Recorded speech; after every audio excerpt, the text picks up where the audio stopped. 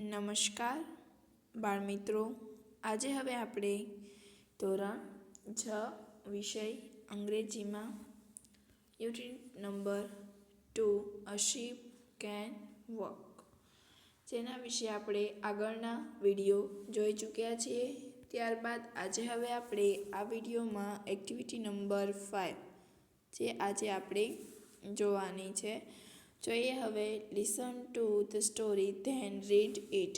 શું કીધું છે તમને કે આપણે છે સ્ટોરી આપેલી છે એ સાંભળવાની છે. જોઈએ હવે નામ છે ધ શીપ ઓફ ડેઝર્ટ એટલે રણનું વહાણ એવો એનો અર્થ થાય.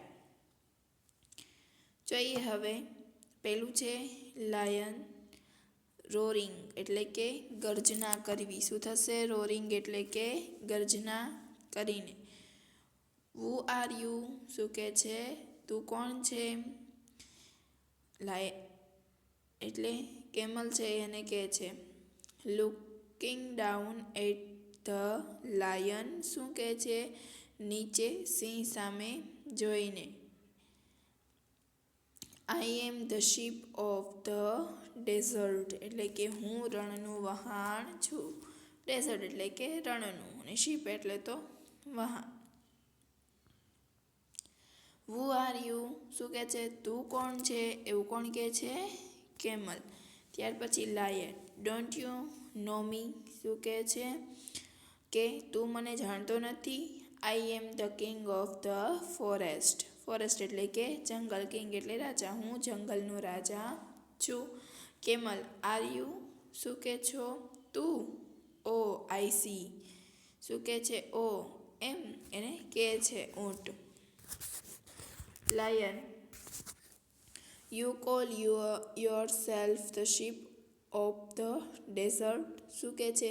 તું પોતાને રણનું વહાણ કહે છે. How can you be a ship તું વહાણ કઈ રીતે હોઈ શકે? યુ આર એન એનિમલ શું કહે છે? તું એક પ્રાણી છો. એનિમલ એટલે તો આપણને ખબર જ છે શું થાય? પ્રાણી. Camel look at my feet શું કહે છે? ફીટ એટલે કે પગ. લુક એટલે કે જો. મારા પગ જો. તે આર થીક એન્ડ પેડિટ શું કીધું? તે જાડા અને ગાદીવાળા છે. એને કહે છે કે મારા પગ છે જાડા અને ગાદીવાળા છે. The hot sun does not burn them શું કીધું? ધ હોટ સન એટલે કે ગરમી. સન એટલે કે સૂર્ય. ડઝ નોટ બર્ન ધેમ તે દઝાડતી નથી કે સૂર્યની ગરમી તેને દઝાડતી નથી. લાયન છે એ કે છે માય ફીટ આર પેડિડ શું કહે છે? મારા પગ પણ ગાદીવાળા છે. પેડિડ એટલે કે ગાદીવાળા. ત્યાર પછી કહે છે thorns don't prick them and I can run 80 km/h શું કહે છે? કે તેના કાંટા ખૂંચતા નથી. શું કીધું? And I can run 80 km/h એટલે કે હું કલાકના 80 કિલોમીટર દોડી શકું છું. એટલી ઝડપે છે દોડી શકે છે. કેમલ ધેટ ઇઝ ટ્રુ શું કહે છે? તે સાચું છે. You can run 80 km/h in forest શું કહે છે? તું જંગલના કલાકના 80 કિલોમીટર દોડી શકે. But can you run even a kilometre on the hot send પણ શું કહે છે? પણ તું ગરમ રેતી ઉપર 1 કિલોમીટર પણ દોડી શકે ખરો? હવે ઊંટ છે એ કહે છે કે તું છે જંગલમાં એટલું રન કાપી શકે પરંતુ તું છે એ રણમાં 1 કિલોમીટર પણ તું દોડી શકે નહીં. Lion may be not but શું કીધું? કદાચ નહીં પણ. એવું કોણ કહે છે? લાયન. કેવું? કદાચ નહીં પણ. કેમલ ઇન્ટરપ્રેટિંગ એટલે કે વચમાં અટકાવતા. And you can't live without water for a week શું કીધું? અને તું અઠવાડિયા સુધી પાણી વગર જીવી ના શકે. કેન યુ નહીં શું કીધું? કે તું છે એ અઠવાડિયા સુધી પાણી વગર જીવી શકે નહીં. લાયન નો શું કહે છે? ના. આઈ કાન્ટ હા ના. I need water every day મને રોજ પાણી જોઈએ. બટ ટેલ મી પણ મને કહે. Can you do without water શું તને પાણી વિના ચાલી શકે? શું કહે છે કે પણ તને પાણી વગર ચાલી શકે? એવું કોણ કહે છે? લાયન એટલે કેમલ છે એનો ઉત્તર આપે છે યસ આઈ કેન. શું કહે છે? એને કહે છે કે યસ આઈ કેન, કે હા મને ચાલે. આર ઓન રિવર્સ રણના નદીઓમાં, or lake in a desert એટલે કે રણમાં નદીઓ કે તળાવ ન હોય. But that does not bother me પણ મને તેની ચિંતા નથી.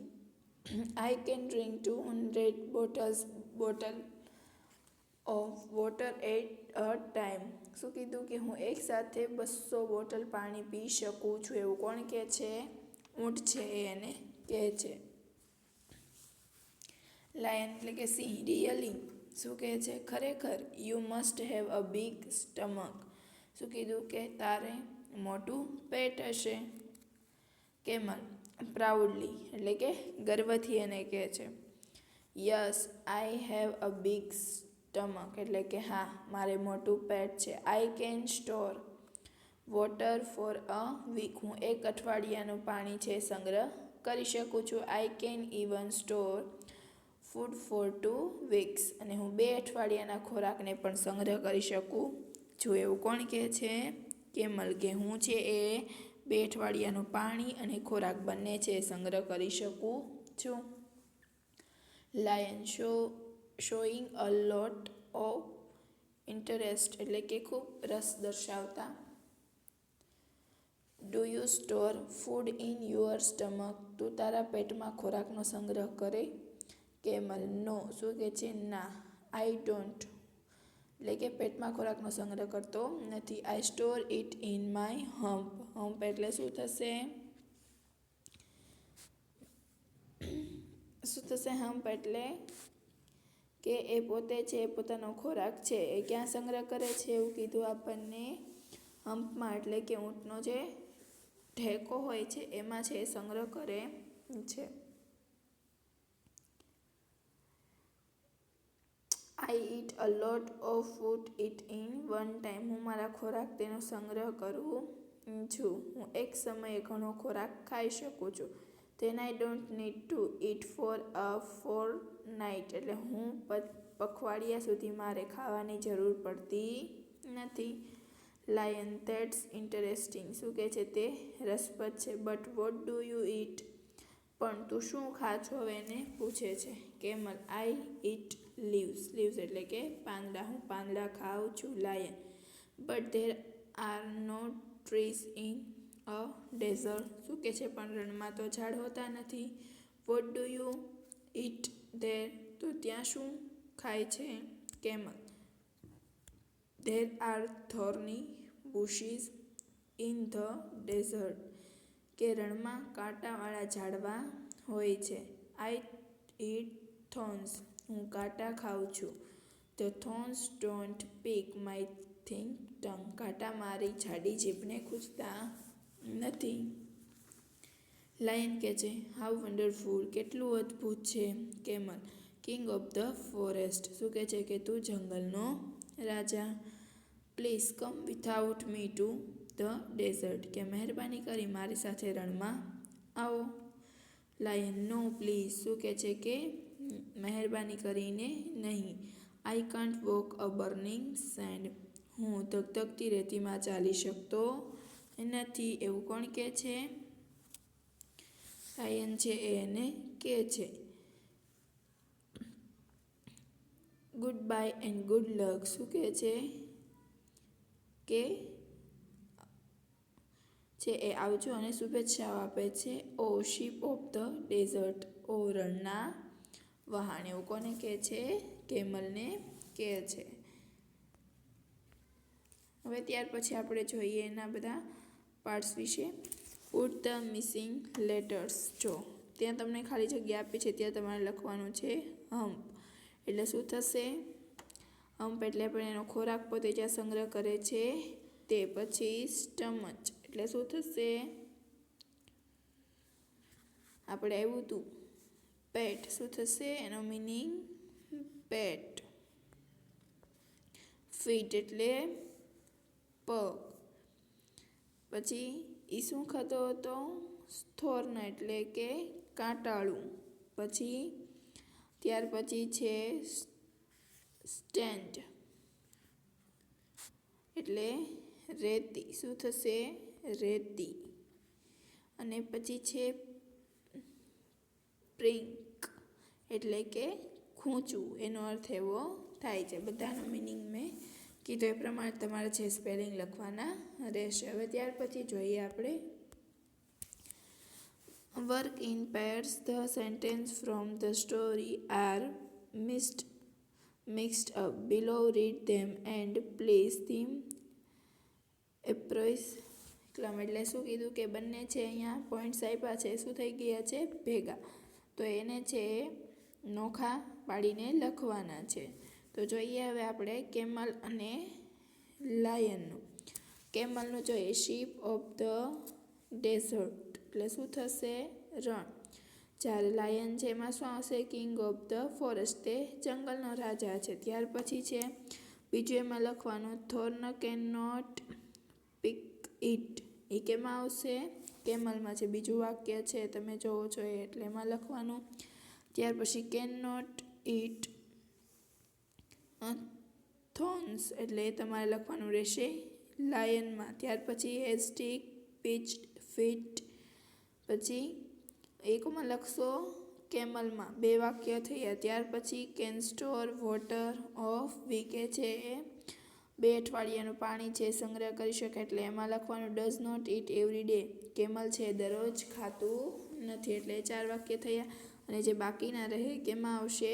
લાયનમાં. તો પહેલું કયું આવશે? કેન નોટ ઇટ થોર્ન્સ, તે કાંટા ખાતો નથી. Also has padded feet. ત્યાર પછી નીડ્સ વોટર એવરી ડે, કે એને દરરોજ પાણી જોઈએ. કેન રન 80 કિલોમીટર્સ ઓન હાવર, કે છે એ ફોરેસ્ટ એટલે કે જંગલમાં છે એ 80 કિલોમીટર જેટલું છે એ રન કરે છે. ત્યાર પછી છે હવે ડી. બંને આપેલું છે D. Write a paragraph on a camel or lion. શું કીધું છે? તમારે કેમલ, ઊંટ અને સિંહ વિશે છે એ લખવાનું છે. તમે જોઈ શકો છો બંનેમાં છે મેં લખેલું છે ધ કેમલ એન્ડ લાયન.